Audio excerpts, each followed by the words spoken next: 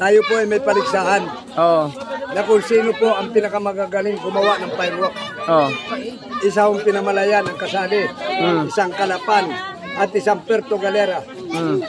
Yan po tatlong yan ay maglalaban-laban sa pagandahan ng fireworks.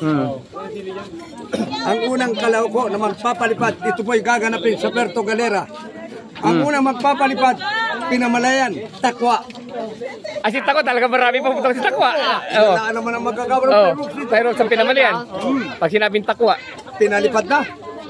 Pinalipad ay alas 9 ng gabi. Ay tumigil na sursi ay ang liwanag. 2 oras. Oo. Ang sunod na kalahok, Kalapan. Palipad din ng Kalapan. Nung palipad ay tumigil ay alas 2 ng madaling araw ay. Ay, mas matagal. Oo.